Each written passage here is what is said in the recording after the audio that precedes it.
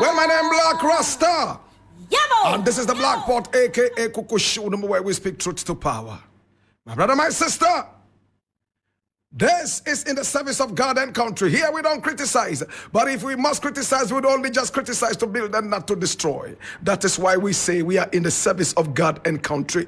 This is the Black Pot, aka Kukushu. And here we speak truth to power.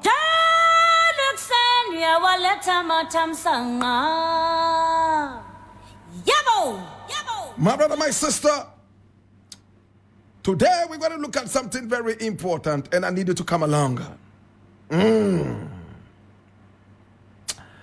I need you to come along, my brother, my sister. Let us look at this thing very seriously. And I begin with this one here.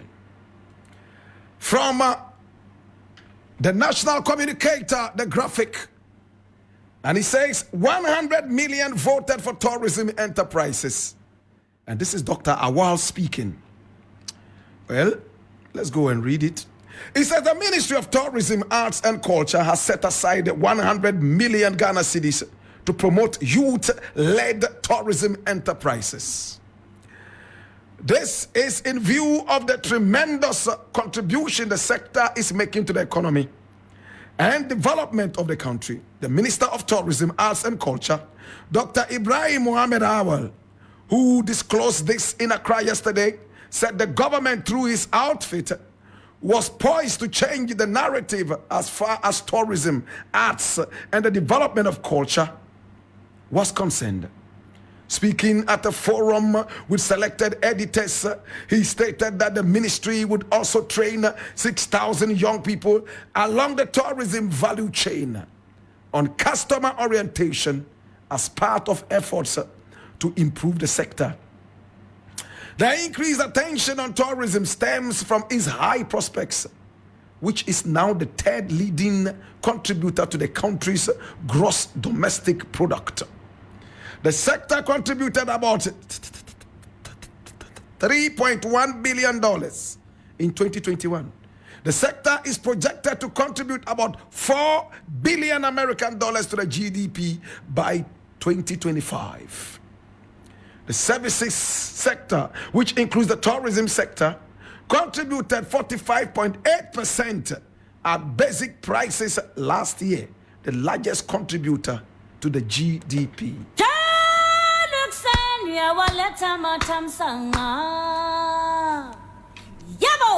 My brother, my sister, now they are saying that 100 million Ghana cedis, dollars, I beg your pardon, $100 has been contributed or doled out and given out on a silver platter to the Ministry of Tourism, Arts and Culture. My brother, my sister, this is one sector that has been so underestimated. One sector that has never in recent times had proper people dealing with this sector. It is sad. I will not be surprised that this $100 that they have put in there will go into the pockets of family and friends and cronies. My brother, in Ghana, when ministers are appointed, the first thing they look at is their own pockets. How much budget is in there? I have heard some ministers even boast, oh, he's a minister over a ministry that has no budget. In fact, my ministry has a huge budget. It's all about the ability to spend and not the ability to change things. I don't know who is listening. My brother, 100 million American dollars voted out to the tourism ministry. And listen to what the Minister of Tourism is saying. They are going to train 6,000 young people along the lines of tourism, arts, and culture. And then they are going to help the youth to be able to take this chance and improve the sector. Jamaica, a small nation like Jamaica, has tourism alone contributing over 15% to the GDP. In Ghana, it's less than 5%. They are giving us some figures here. My brother, my sister, it's so ridiculous that you call yourself a tourism minister, that you have a ministry that is called Ministry of Tourism, Arts and Culture. And the arts is in a sorry state like this. And that the culture is in a sorry state like this. All the wonderful things that we have in this country that can pull so many people into this country for tourism, my brother, my sister, are totally undermined. Go to all the forts that we have here, the so-called slave forts. My brother, my sister, you will realize that they are not developed. They are all begging for survival under the vagaries of the weather. Start from the central region and go all the way into the western region. You will see them in their droves, all of them totally abandoned. And you would wonder if we have any respect for tourism in this country at all. Now, how can you be encouraging tourists to come in here when you are not encouraging history? Tourism is all about history. My brother, my sister, there is no tourism without history. When you go to the University of Ghana and you want to study history, they start by teaching you European history. I don't know why that is so, but they start by teaching you European history. When are they going to teach you your own history? We are not encouraged to do domestic tourism, all because we don't know our history. How many people have been to the Lambanga Mosque? We all want to go to Dubai and look at the Burj Khalifa, take photos around the Burj Khalifa, my brother, my sister, and return to Ghana and boast that we have been to Dubai. How many of us have been to the crocodile pond in Paga? How many of us have seen the magic stone? How many of us have gone to see the umbrella stone? How many of us have visited the forts, the slave forts? How many of us, my brother, my sister, are even interested in the Okonfo Anochi sword? How many of us, my brother, my sister, are interested in our own history? We are not. All our tourism is about flying to China. It's about flying to Dubai. It's about traveling to America and taking photographs on the street of New York. How many of us are interested in our own domestic tourism? My brother, my sister, as long as domestic tourism is not encouraged, foreign tourism will never happen. You can tickle yourselves and laugh. You can play the fool and tell everybody the sector is doing well. But my brother, my sister, the figures are on the ground. You are making a mockery of our history. You are making a mockery of our culture, a mockery of our own arts, my brother, my sister. See how much music is made in this country. See how many people have stopped writing. See how many people are not interested in arts and culture anymore. All because there is a pseudo white elephant ministry that is only on paper.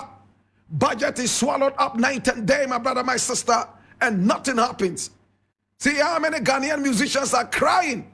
See how many filmmakers have now become entertainment pundits on radio. They have totally forgotten about the movies. Entertainment pundits. Filmmakers have become entertainment pundits. There's nothing in the film industry anymore. What is tourism without your film industry working? You are making a mockery of the nation. You are making a mockery of our ancestors. You are making mockery of our talent and creativity. My brother, my sister, this is a very important ministry, yet useless people have been put there. My brother, my sister, and all they think about is the money in their pockets. They think about their salary and nothing more. Posterity will judge them so harshly. No, but what do you expect from them when the president himself is so careless and is not even thinking about accountability? Careless right from the head, go down to the toe. They took us to the IMF and the World Bank without thinking twice. Yet they were the same people who told us that with the e-levy they will never attempt going to the IMF. May posterity judge them so harshly.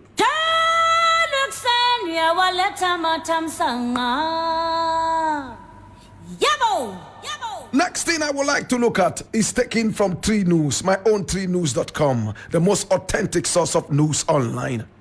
And it says, Ecowas condemns moves to charge ousted Niger president for high treason. And I read, the Economic Community of West African States, Ecowas, has condemned the announcement by the junta in Niger to charge deposed President Mohamed Bazoum with high treason. According to the sub-regional bloc, President Bazoum remains the democratically elected president and duly recognized by not only West African nations but also the international community. ECOWAS expressed these in a press statement on Monday, August 14. It comes after Army spokesman Colonel Major Amadou Adramani on Sunday announced on national television that they had been gathering evidence against the deposed leader and what they claimed were his local and foreign accomplices.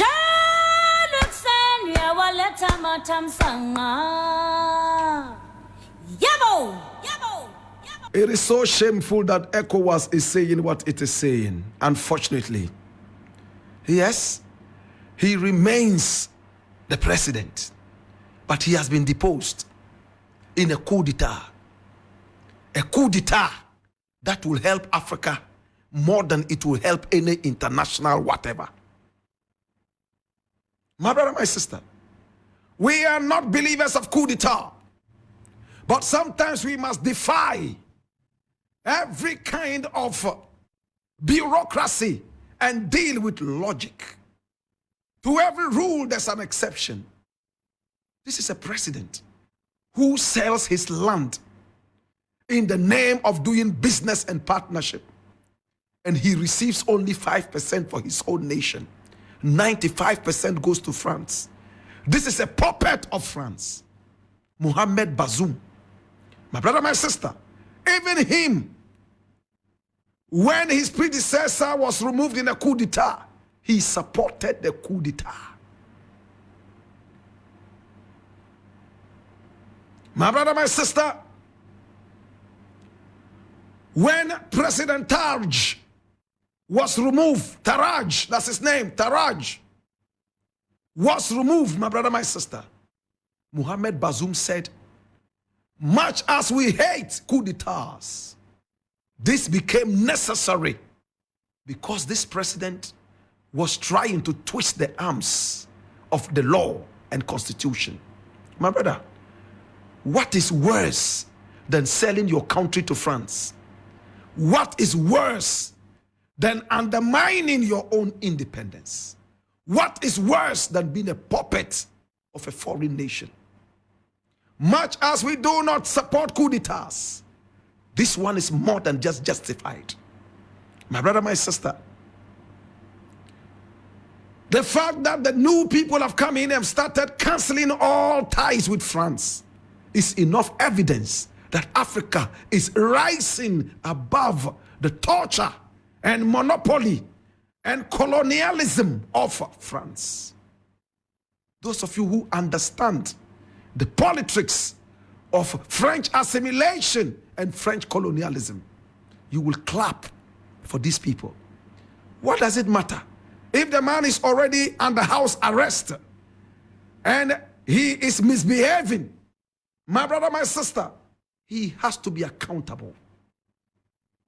They have put him under house arrest, yet giving him the opportunity to have his mobile phone and speak with so many different people. But they have a way of hearing what he's saying out there. Nana Akufo-Addo went out there and brought an Israeli company here called Rezone. They tapped our conversations and conversations of their political opponents, listening to us night and day, so that they would use that against us. Did anybody say anything to Nana Akufo-Addo? Sometimes, my brother, my sister, for the sake of intelligence. It is important to go through some of these things, much as it might sound like it's an abuse of authority and at the same time an abuse of our privacy. My brother, my sister, Ecowas, I thought that you would rather ask them to bring the evidence of the high treason so that you would assess that rather than outrightly condemning the charge. A word to the wise is in Niger. Last thing I'm going to deal with. And I'm going to try as much as possible to spend only 3 minutes on this and I'll be done. It says what Otumfuo said about the stooling childhood friend as Nkoswohini. I read. The Asantini Otumfuo Osei Tutu II has destooled one of his sub-chiefs, citing disrespect for a ruling he had made on a land litigation between the chief and mother. In a video shared on YouTube by the Royal Palace multimedia page, the Jasifo submitted the now destooled Nkonsonhini, not Nkoswohini, it's Nkonsonhini, Nana Osei Tiri II before a gathering of the Asanteman Council. The complainants in the case laid out their accusation that despite Otumfuo's ruling that a contested piece of land be off limits for the parties, the Nkonsonhini had flouted that rule and taken his people to go as far as starting to develop the land. Otumfuo embargoed access to the land and had called for the two parties to bring their plans for him so that he would make a ruling on that. But this has been flouted.